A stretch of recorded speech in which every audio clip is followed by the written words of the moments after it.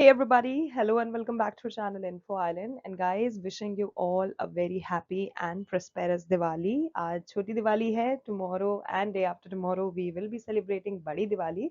So let me just know in the comments कि आप लोग किस तरह से दिवाली को celebrate करना पसंद करते हैं. Are you among all of those mostly जनता जिसको पटाखे चला के celebrate करना अच्छा लगता है, या फिर आप ऑन द अदर हैंड आपको सिर्फ रोशनी देखना या फिर दिए जलाना एंड ऑर्गेनिकली उसको सेलिब्रेट करना पसंद करते हैं. So yeah let me just know that in the comment section. And yes, coming back to the video. So guys, welcome back to another exam analysis video. और आज के इस वीडियो में we will be discussing all the important questions जो कि GK GS English के आपके questions पूछे गए हैं आज, यानी कि 30 अक्टूबर का आपका फर्स्ट शिफ्ट का जो एग्जाम हुआ है उसमें जो पूछे गए थे. सो गाइज, आप में से जिन भी कैंडिडेट्स ने एग्जाम दिया था, if I just forget to include something in the video, तो आप प्लीज उसको कमेंट में जरूर से मेंशन कर दीजिएगा so that it helps the other candidates. And yes, if you guys have any query, any question, any suggestion, any recommendation, all of those are very much welcome on our channel. Just do let us know in the comment section down below. Okay, तो guys paper जो था आसान नहीं था, पर हाँ ठीक है, लेवल ठीक ठाक था. अगर आपकी प्रिपरेशन अच्छी है so the kind of examination level जो इस बार एसएससी एमटीएस का चल रहा है, which is definitely not easy, जो कि मॉडरेट लेवल का चल रहा है. पर अगर प्रिपरेशन अच्छा है तो काफी कैंडिडेट्स के हिसाब से इट इज मोर और लेस इजी टू मॉडरेट जो डिफिकल्टी लेवल है वो. सो चलिए देख लेते हैं कि किस प्रकार के क्वेश्चंस आज यानी कि 30 अक्टूबर 2024 के आपके एसएससी एमटीएस के फर्स्ट शिफ्ट के पेपर में पूछे गए हैं. ओके, सो या लेट्स बिगिन. और अपकमिंग शिफ्ट्स वाले बच्चों प्लीज वीडियो को जरूर से देखना, पूरा देखना, कहीं भी कुछ स्किप मत करना. बाकी एग्जाम एनालिसिस वीडियो भी देखो, प्रिपरेटरी वीडियो जो भी चैनल पे अवेलेबल है वो भी देखो, जिससे कि आप कहीं भी कोई भी चांस मिस ना करो अपने एसएससी एमटीएस एग्जाम को क्लियर करने का. Okay, so that's all about it. Now let's begin with the questions. So guys, first important question जो कि आज के पेपर में आपसे पूछा गया था वो था तक्षशिला से रिलेटेड. और ये तक्षशिला से रिलेटेड मैं आपको बताना चाहूंगी कि क्वेश्चंस इस बार पूछे गए हैं. ठीक है, तो इस टॉपिक को अच्छे से आप कवर कर लेना. सो तक्षशिला का क्वेश्चन जो कि आज के पेपर में आपसे पूछा गया था वो ये था कि तक्षशिला आज के समय में, मतलब at present, if we talk about it, where is it situated. So guys, Takshashila जो है बहुत एक इम्पोर्टेंट आर्कियोलॉजिकल साइट है. Let me just tell you that firstly and foremostly. बहुत ही एक इम्पॉर्टेंट, एक अटमोस्ट क्रूशियल आर्कियोलॉजिकल साइट है. और ये तहसील है Rawalpindi district of Pakistan, Punjab province में सिचुएटेड है. और जैसे कि अभी मैंने आपको बताया, Takshashila which is located in the Rawalpindi district of Pakistan, Punjab province. It is a very vast serial site that includes a Mesolithic cave and the archaeological remains of 4 early settlements site. Buddhist monasteries, बहुत सारी आपको बुद्धिस्ट मोनास्ट्रीज भी देखने मिलेंगी वहाँ पे, and a Muslim mosque and madrasa. तो ये सारी चीजें जो हैं ये तक्षशिला से रिलेटेड है, बहुत इंपॉर्टेंट है, अच्छे से याद रखना. ओके, नेक्स्ट क्वेश्चन आपसे पूछा गया था that if you score from outside the 6.25 meter line, how many points do you get in basketball. So guys, basketball खेलते समय लाइंस का बहुत ध्यान रखना पड़ता है, मीटर्स का बहुत ज्यादा ध्यान रखना पड़ता है.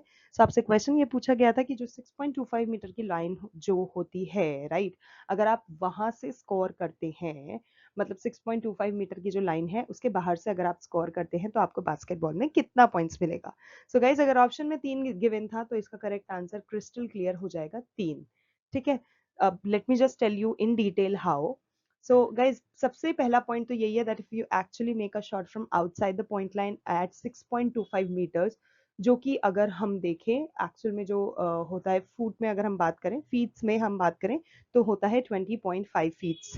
ठीक है, तो आपको 3 पॉइंट मिलते हैं. ठीक है, इसके अलावा अगर आप शॉट मारते हो from inside the 3 point line, जो 3 पॉइंट की जो लाइन होती है, अगर आप वहां पे से शॉट मारते हो देन यू गेट 2 पॉइंट्स. ठीक है, और अगर आप कोई एक फ्री थ्रो करते हो तो आपको मिलता है 1 पॉइंट. ठीक है, तो ये तीनों ही चीजें आपके लिए जानना बहुत जरूरी है, एग्जाम में पूछा जा सकता है. सो इस चीज का ध्यान रखना. ओके, नेक्स्ट क्वेश्चन मेसोडर्म से रिलेटेड था. सो गाइज मेसोडर्म जो होता है इज एसोसिएटेड टू व्हाट, आपको ये पूछा गया था. सो मेसोडर्म बेसिकली गाइज क्या होता है, mesoderm is the middle layer of the three germ layer that develops during gastrulation in the very early development of the embryo of most animals.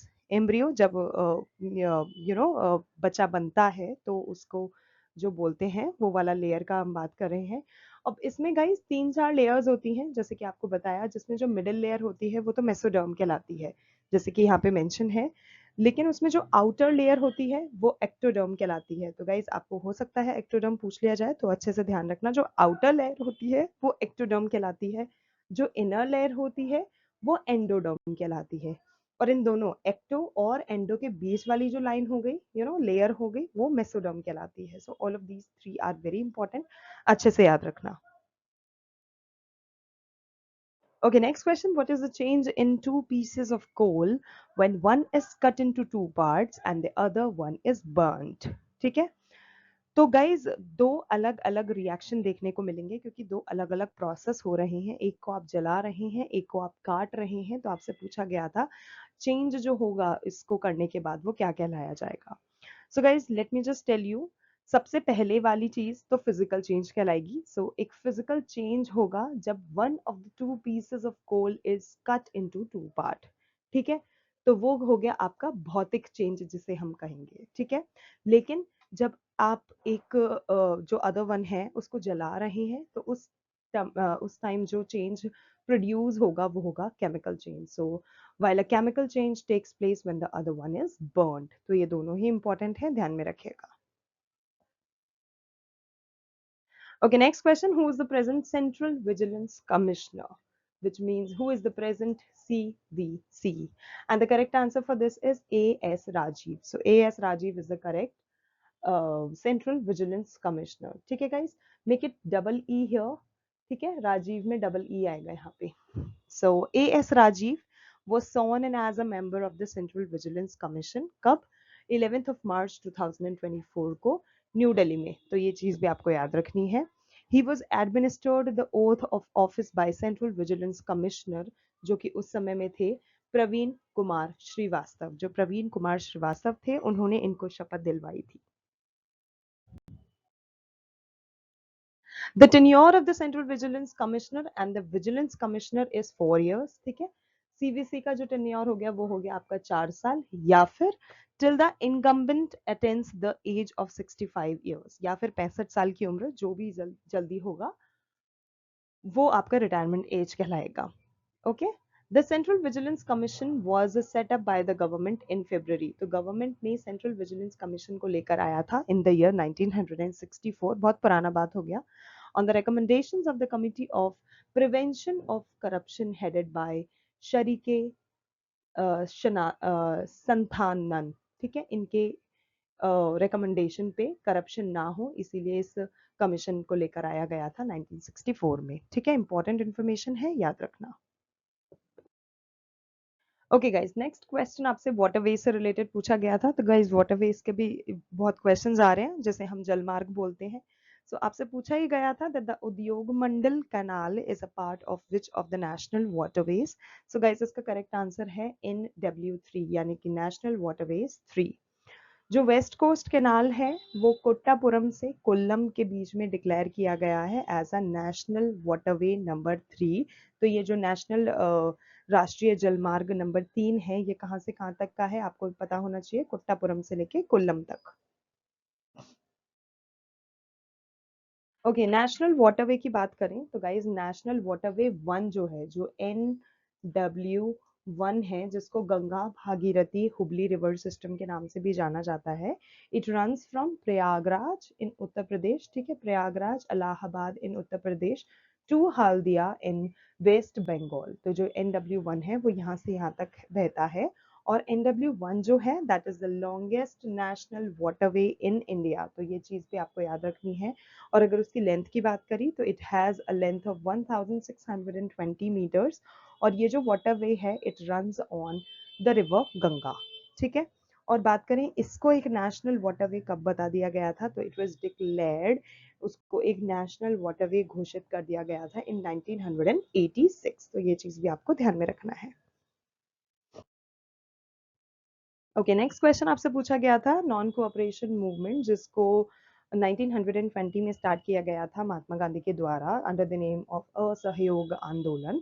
तो उसमें आपसे पूछा ये गया था कि इस मूवमेंट के दौरान उत्तर प्रदेश में जो पुलिस स्टेशन जलाया गया था, अ ग्रुप ऑफ फार्मर्स ने उत्तर प्रदेश में एक पुलिस स्टेशन जला दिया था 1922 में। तो आपसे पूछा गया था कि वो किस मूवमेंट में हुआ था। सो इसका करेक्ट आंसर है Chauri Chaura movement. Okay, next question. Caesar's style and Western roll are both the techniques which used in which event game. Okay. So guys, वो game. Okay. So guys, Caesar's style और Western roll जो है ये आपका high jump event में use किया जाता है। आपको ऑप्शन में हाई जंप इवेंट गिवन था, which was the correct answer. और गाइस बात करें हाई जंप इवेंट के अलावा किस किस में सीजर स्टाइल को यूज करते हैं, तो गाइस सीजर स्टाइल का रिलेशन काफी सारे स्पोर्ट्स से है, चाहे वो रेसलिंग हो, फुटबॉल हो, स्विमिंग हो या रनिंग हो। ये सब ही स्टाइल्स, फॉर्म ऑफ स्पोर्ट्स ऐसे हैं जिसमें सीजर स्टाइल होता है। Okay, next question. The fear of snakes is called, so guys वो ओफिडायोफोबिया कहलाता है। The study of relationship of animals with their environment is called ecology. Okay, next question. Which dynasty built the Kamalapuram tank, तो जो Kamalapuram tank था it was constructed by Vijayanagar dynasty और उसको फिर develop करा गया था बाय देवराया द्वितीय who was the ruler of the Sangam dynasty. ठीक है। Okay, next question. Who became the 25th director general of coast guard, तो इसका करेक्ट आंसर है राकेश पाल। तो जो राकेश पाल हैं guys, he passed away on 18th of August 2024 in Chennai due to a heart attack। और उसके कारण ही उनका जो पोजीशन था वो फुलफिल कर लिया गया है by another director general of Indian coast guard, जो कि करंट में है परमेश्वर शिवमानी। ठीक है, Parameshwar Shivamani. So that is the name of the current director general of Indian coast Guard. और बात करें उनके नंबर की, so he is the 26th director general of ICG यानी कि इंडियन कोस्ट गार्ड। ओके, बात करें इंडियन कोस्ट गार्ड की, सो गाइस जो इंडियन कोस्ट गार्ड है it was established on 18th of अगस्त 1978 और जो उसका पर्पस है इसको लेकर आने का वो यही था, to protect the Indian sea in peace time. Okay guys, next जो क्वेश्चन था ये काफी बेसिक था। आई एम अज्यूमिंग कि आप सभी ने इसका करेक्ट आंसर दिया होगा। सो आपसे पूछा ये गया था कि जो वोल्केनिक इरप्शंस होते हैं और जो अर्थक्वेक्स होते हैं वो बहुत ही एक स्ट्रॉन्ग टाइडल वेव लेकर आते हैं, तो वो टाइडल वेव्स जो होती हैं वो क्या कहलाती हैं। सो गाइस इसका करेक्ट आंसर है सुनामी। जो वोल्केनिक इरप्शंस और अर्थक्वेक्स के दौरान जो स्ट्रॉन्ग टाइडल वेव्स आती हैं उसको हम सुनामी के नाम से जानते हैं। Okay, next question. The mouth of which river is located north of the Tropic of Cancer? तो guys इसका correct answer है सिंधु रिवर। बट guys इस चीज को नोट करिएगा कि जो सिंधु रिवर था वो ऑप्शन में नहीं दिया गया था, तो इसीलिए अगर इन दैट केस अगर सिंधु रिवर का नाम ऑप्शन में ना हो तो आपको क्या करना है, आपको माही रिवर पे टिक करना है as the correct answer.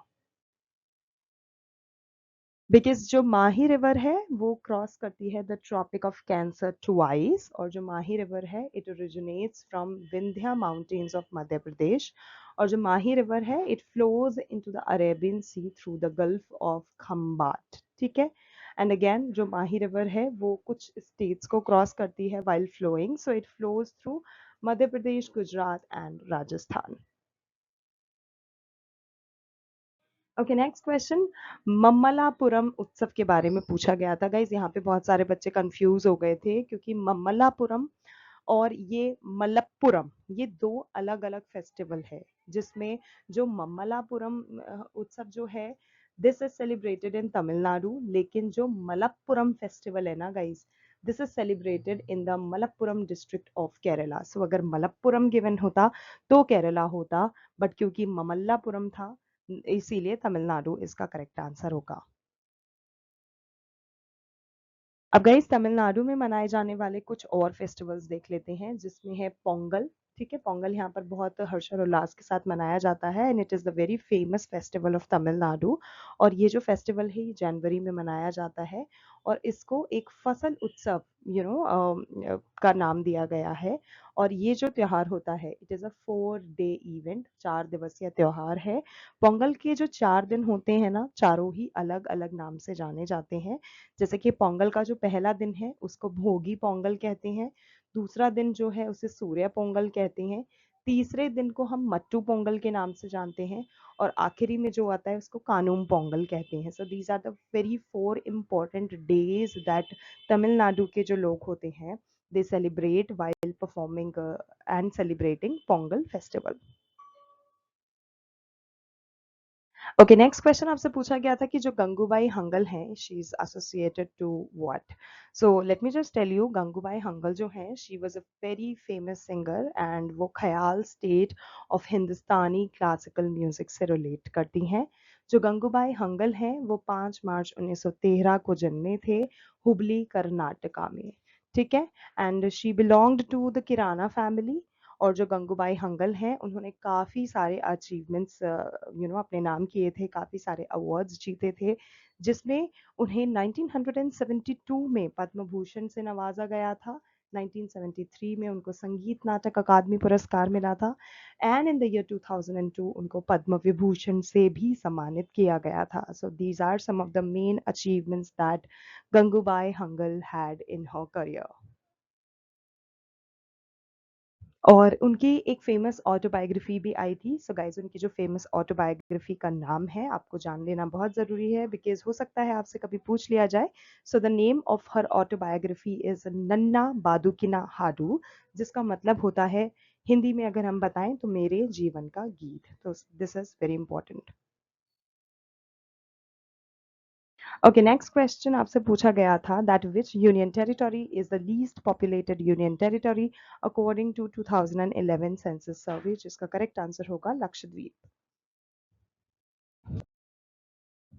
Okay, next question, the young Bengal movement जो कि 1826 से 1832 में हुआ था, it was founded in Calcutta by whom? So guys इसका करेक्ट आंसर होगा हेनरी लुई विवान डेरोजियो। ठीक है, सो Henry Louis Vivian Derozio is the correct answer and Derozio जो थे he was called the first nationalist of modern India ever. Okay, next question. In how many parts did the Harappan civilization divided into? So guys, जो Harappan civilization था, it was divided into 2 parts, जिसमें गढ़ और दुर्ग ये 2 नाम से शामिल है। और जो हड़प्पा सभ्यता है उससे रिलेटेड कुछ इंपॉर्टेंट चीज़ें जो आपको पता होनी चाहिए। इट इंक्लूड्स कि जो हड़प्पा सभ्यता था उसको गाइज 3 चरणों में बांटा गया था। ठीक है, जिसमें एक है प्रारंभिक हड़प्पा चरण, दूसरा है परिपक्व हड़प्पा चरण और तीसरा है देर हड़प्पा चरण। ठीक है, जिसमें प्रारंभिक हड़प्पा चरण जो है वो 3300 ईसा पूर्व से 2600 ईसा पूर्व तक रहा था। परिपक्व हड़प्पा चरण आपका 2600 ईसा पूर्व से 1900 ईसा पूर्व तक चला था और देर हड़प्पा चरण आपका 1900 ईसा पूर्व से 1300 ईसा पूर्व तक चला था। ओके, कुछ ऐसे भी शहर थे गाइस जिनको 3 भागों में बांटा गया था, जिसमें हड़प्पा सभ्यता के ज़्यादातर जो शहर थे उनको 2 भागों में बांटा गया था, जिसमें एक जो भाग था वो गढ़ था और दूसरा भाग जो था वो दुर्ग था। और बात करें धौलावीरा शहर की, तो जो धौलावीरा शहर है जो कि गुजरात के कच्छ के रण में स्थित है, वो आपके 3 भागों में बांटा गया था, गढ़, मध्य शहर, निचला शहर।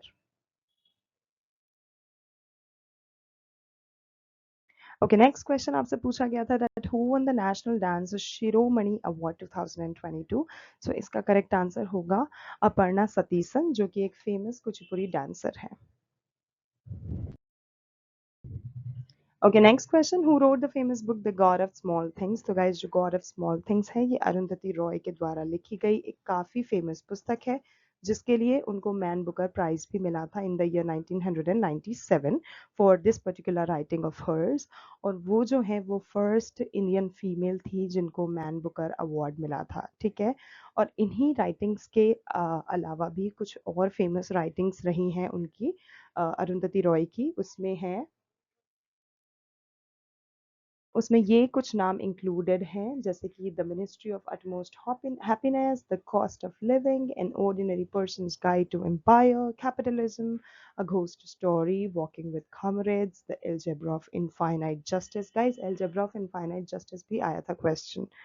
War Talk, The Doctor and the Saint, The Ambedkar Gandhi, My Seditious Heart and Kashmir, The Case of freedom. ठीक है, तो ये सारी कुछ इंपॉर्टेंट बुक्स हैं जो कि अरुंधति रॉय ने लिखी हैं, तो आपको ये नाम जानने बहुत ज़रूरी है बिकॉज आपसे एग्जाम में पूछा जा सकता है। ओके, नेक्स्ट क्वेश्चन आपसे पूछा गया था कि जो हुतरी है वो एक फोक डांस है किस पर्टिकुलर स्टेट का। सो इसका करेक्ट आंसर है कर्नाटका। और कर्नाटका के ही कुछ और प्रमुख लोक नृत्य देख लेते हैं जिसमें नाम शामिल है यक्षगान, डोलू कुनीथा, गरुड़ी, गोम्बे से, तत्तिरया। ये कुछ नाम ऐसे हैं जो कि कर्नाटक के प्रमुख लोक नृत्य में इंक्लूडेड हैं। और ये जो नृत्य हैं ये प्रमुख त्योहारों के दौरान और मैसूर दशहरा के जुलूस के दौरान किया जाता है। सो ये नाम आपको याद रखने हैं। ओके गाइस, तो those were the very important GK GS questions. अब देख लेते हैं इंग्लिश के क्वेश्चंस। इंग्लिश में सबसे पहले आपको सिनोनिम पूछा गया था कॉन्स्पिरेसी का। सो गाइस कुछ सिमिलर वर्ड्स देख लेते हैं कॉन्स्पिरेसी के, जैसे कि plot, scheme, stratagem, plan, machination, cabal, intrigue, palace intrigue, deception, ploy, trick, ruse and dodge. These are some of the synonyms of conspiracy. Next guys, आपको Mississippi का correct spelling पूछा गया था, तो मिसिसिपी का जो करेक्ट स्पेलिंग होगा it would be MISSISSIPPI।